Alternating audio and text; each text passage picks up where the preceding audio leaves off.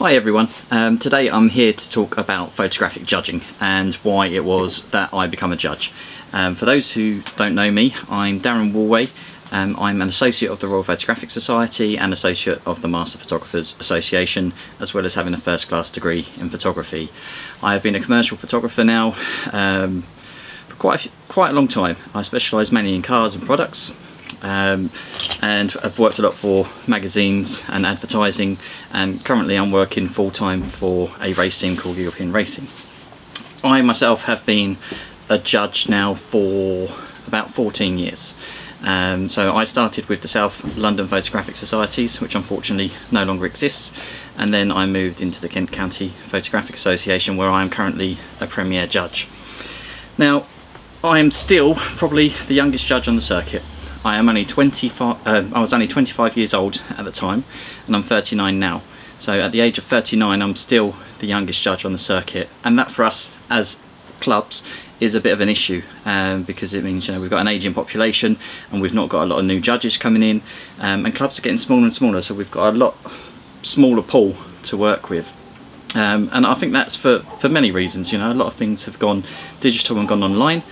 And a lot of younger people aren't really joining clubs because it's seen as more of a older person thing, and people around my age have got a lot going on. We've got full-time jobs, we've got young children, and so it doesn't really lend itself much to us being able to qualify to become a judge. And one of those things is that you have to be a full-time committed member to a club, which, as I've said, is a bit of a problem. I'm a full-time photographer who travels a lot. So when I am in the country, I kind of want to spend time with my family, not running around to my local club. Plus on top of that, I used to take a lot of bookings on, and I was away for 2-3 nights most weeks doing judging or giving camera club talks. And now that I've got 2 young children, one at 18 months, one at 3.5 years, it doesn't leave much time for anything else. But I'd still like to give back, so I have opened my books back up again. And this is where I think that perhaps we need to relook at the rules and say, well, okay, if we're short on judges, and there's not that many people within the clubs at the moment who want to do it, then maybe we should look outside of clubs and look at professionals who I'm sure would make great judges, just from time to time, if anything, just to help our club secretaries fill in those empty spaces. Now I've got quite a lot to talk about, so I don't know if this is going to be one video or it's going to be several videos, but hopefully you understand a bit more about judging and what the most common misconceptions are about judging, and ideally by the end of what I've had to say, I'd like to think that you'd like to become a judge as well. So I will tell you how you need to go about doing that.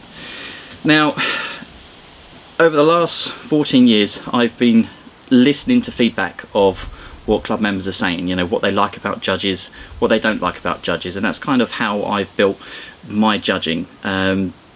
As a freelance photographer, you work a lot by yourself, so part of the reason for me wanting to become a judge was so that I could go out and meet other people, have a coffee, just for that little bit of interaction that I miss throughout the week when I'm sitting at a computer desk doing editing work. On top of that, being quite a young photographer, even though I've been working in the industry for 5-6 years by that point, it was a very good way for me to be able to learn new things. The best way to learn photography is to look at other people's images, see what they've done well, see what they've done badly, find a new technique that you've never seen before, and then go and learn how that's been done. You can go and work out, well, okay, that person did that wrong, but how do I fix that? And so you're continuously learning from other people, like I say, from the good things they've done and by their mistakes. And sometimes it also gives you a good kick up the arse, because if you've been sitting there not doing much recently, you've not done much personal work, then you need to go out and you need to start shooting. And you see some other people's work and you're like, oh wow, that's really, really nice. And it just gives you that get up and go to go and do a bit more. So some of the things that I used to hear as just a standard club member from judges ranged from I don't like foxes, let's move on. That's a personal opinion. Just because you don't like a certain subject doesn't mean that you shouldn't give it the full credit that was due from that photograph. You know, there are things that you can say that are good and bad about that photograph if you just talk about technical aspects. The judge who always describes what the picture is. Now, I understand this is a technique sometimes for you to be able to get your bearings, work out what you like and don't like, but saying to people, oh, in this picture we have a tree in some woods. Yeah, we can all see it's a tree in the woods. Alright, so that used to frustrate me a bit as well. Okay, so a question that comes up quite a bit is, well, I'm not a very good photographer. You know, I can't judge because I don't know enough about photography. You know, I'm really not comfortable being able to judge someone else's pictures. But the truth is, you don't even need to be a photographer to be able to judge someone's image. You just need to be able to look at an image, see what's good about it, see what's bad about it, see how the story resonates with you, and you'll be able to judge that image from that. You know, and this is where I think a lot of new people come into our hobby are misunderstanding it. Which also brings me on to the point of new people coming into the hobby. And this is something that I'm quite passionate about. I hate the word competition, because as a new person coming into a club when I first started, all that I saw on a program was competition after competition after competition, and I'm thinking, well, I don't even know enough to take a basic image yet in manual mode, let alone an image worthy of a competition. And so therefore I feel that we need to rename the competition evenings as constructive criticism evenings. And I know some clubs have already, you know, changed the way in which they judge. They don't give points, they just give first, second or third, or they don't even do that. They just say this is the best image of an evening. And it's that same sort of concept, you know, calling it a competition is going to scare people. Whereas if you say, well, it's a constructive criticism evening, and what's going to happen on that night is everyone's going to put in a few images. You're going to learn what you've done right in your image. You're going to learn hopefully a bit about how you can improve that image. But not only that, you've got another, you know, 10, 15, 20 other members' images there, which you can learn what they've done right and what they've done wrong, and that will give you some inspiration as well. So that's why I feel it should be changed to constructive criticism evening.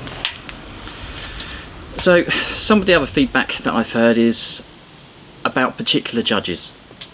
You know, unless you're going to put a picture of a flower in front of that person, you know, just don't bother entering it.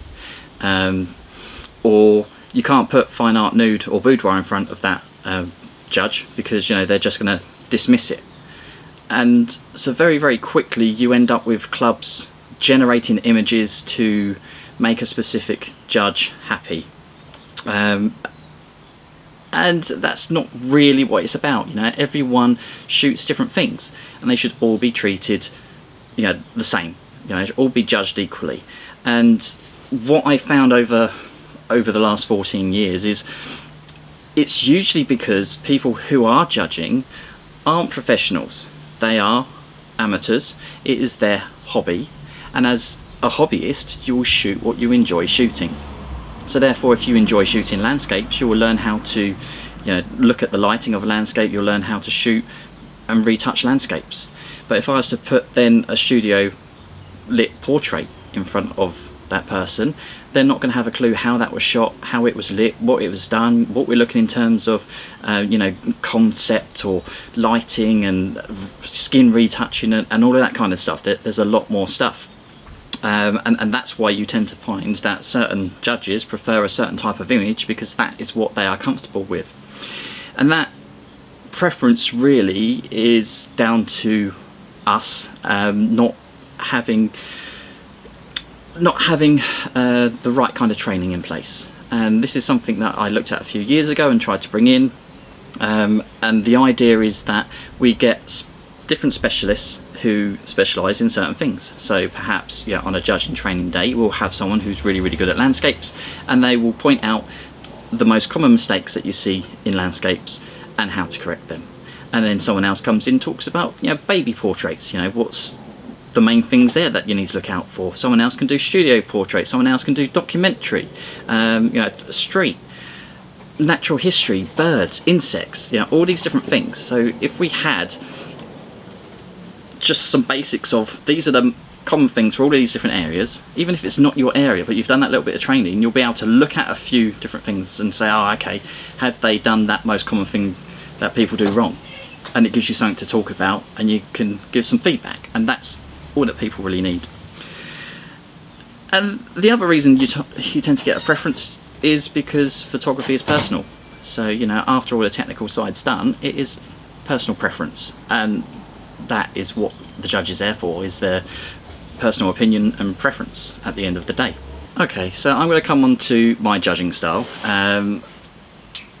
I only really know one other judge who has consistently judged in a similar sort of style to I do, and that person is also a professional photographer, so it kind of makes sense of where we're coming from. Again, from the feedback that I've received from people, you tend to get three types of judges. The first one is the judge who is too scared to say any negative. So every picture that they've seen is amazing. This is the best picture I've ever seen of this specific subject. But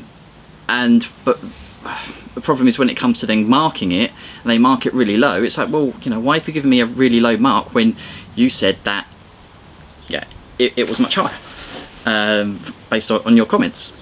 Then you've got the judge who is always negative. Don't like this, don't like that, that's no good, but doesn't explain why it's no good. You know, there's no feedback of how to improve it or what it is that's wrong. It's just, you know, that's wrong.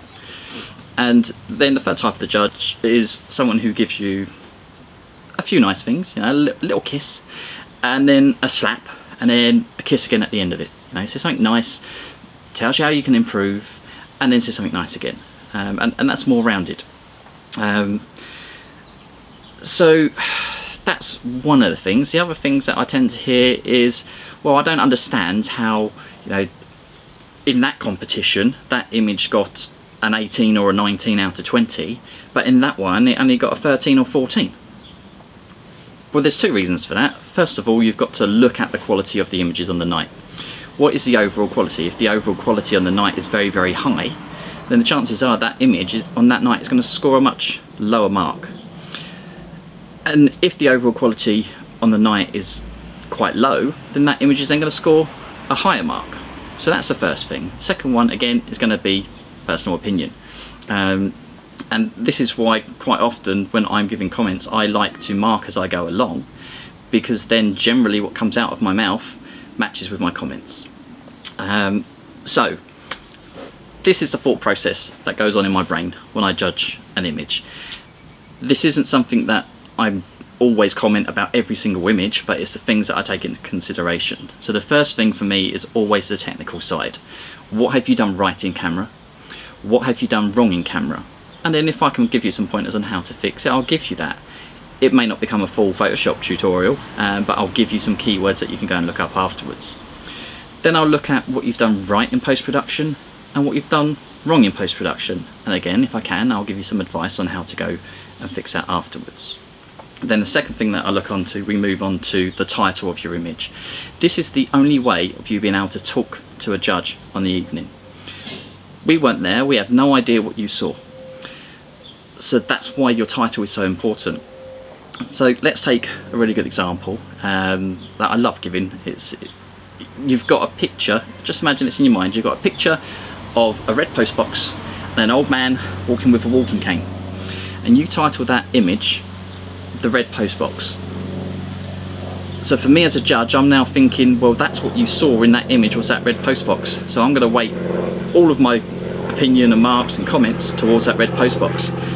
Whereas actually the most interesting thing in that picture was probably that lovely old man walking along with his walking stick. There's a lot more story behind that.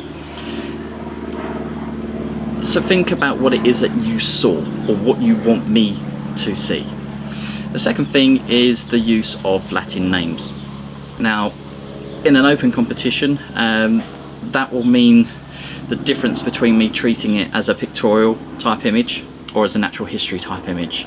So if you give me a Latin name and the picture is some deer in a park, but they're standing behind each other, you might end up with a picture that looks like that deer has got 6 legs and 2 heads. The way that I see natural history is if I was God and I needed to recreate that creature, you know, by looking at your photograph, I want to see the right amount of limbs and the right amount of heads. All right, so therefore don't give it a Latin name, because I will treat it like natural history, and that would be wrong. Instead, give it a common name like deer in the park, and then I will treat it pictorially. And so then, you know, I'm not going to go on and on about how certain things are wrong in this image. So that's the storyline, and that's your title. But the technical side, I don't know, maybe 10%. Storyline, bit bigger, but the key thing is always going to be the atmosphere and how it makes me feel. Does it evoke an emotion? Does it make me happy? Does it make me sad? If a picture makes me happy or sad and evokes that emotion, then yeah, and helps to tell that story, then that image is stronger than an image that is technically perfect. That's not to say that the technically perfect images are correct. You know, that has been my job. I have to create technically perfect images to represent the products and brands that I've been shooting for. But when it comes to amateur photography, we're trying to tell that story and create that emotion. You know, nobody's going to get upset and start crying about a picture of baked beans, right? Unless you spill the beans. So that's what you've got to think about. So, you know, yes, an image may be technically perfect, but it doesn't make it strong. And you'll see this time and time again in very, very big competitions, that actually some of the pictures which are slightly more blurry tend to win them because there's a lot more emotion involved. And once we've looked at all of those three parts, so we've looked at the technical side, we've looked at the title and the story, and now we've looked at the emotion and the atmosphere, that then leaves us with personal opinion. So this is where then, you know, towards the end of the competition, I would then ask for a light box if it's a DPI, so I can see all of the images left together, or I'll get all of the prints that have been held up and I'll look at all of those prints as a whole panel together. And at that point, I tend to find by following this process that I follow, I don't end up in an open competition with subjects which are all the same. You know, you don't see a row of portraits, you don't see a row of landscapes. There's a portrait, there's a documentary, there's a flower, there's a bug, there's a lion, there's a bird, you know, there's a landscape, there's a mix of everything. And that's because each image has been judged on its own individual merits. And at that point, that's when personal opinion comes in. You know, that is then when I'm looking at this thinking, well, in their own specialist competition, each one of these images would have deserved to win, but not everyone can win. And that's why at that point it becomes my personal preference. What is it that, you know, I enjoy the most out of this picture? Which image resonates the best with me? And so that's really important. So that's how I do it. So here comes the question: are you going to do it? I want you to do it. I want you to become a judge. So how do you become a judge? Now, this isn't a video that I'm creating for a specific area, so you will need to check, depending on where you are in the country or the world, with your club, how you become a judge. But for the KCPA, if you are a club member, you will need to speak to your secretary, and you will need to get a letter of recommendation written for you, recommending you to become a provisional judge. And that will then go forward to the KCPA judges panel, and if you are approved, then you will become a provisional judge. A provisional judge will last for a minimum of 3 years, and during that time you can ask for mentorship from other judges who are above you, and you can follow them to their different evenings, and you know, they may even let you share commenting of an evening. So after 3 years you can apply to become accredited, and the process involved in this usually means that you'll have some of the premier judges look at your bookings, and they'll sit at the back of one of your bookings and assess you on how you are judging, and they will go back, feedback to the panel, and if they agree, then you will become an accredited judge. If you become an accredited judge, then you can be an accredited judge for a minimum of 2 years before you can apply to become a premier judge, and that is the elite of all judges. You know, there's so many things that you've got to take into consideration, you know, including empathy and consistency. So you know, there's a lot to that, but you can apply to become a Premier Judge after following 2 years, and if you're not able to become a Premier Judge, then you can then ask for more mentorship, and then 2 years after that you can then reapply to become a Premier Judge. So that's how it's done in my local clubs. I hope you've enjoyed the videos, and I'd like to see a few more of you on the circuit. See you soon.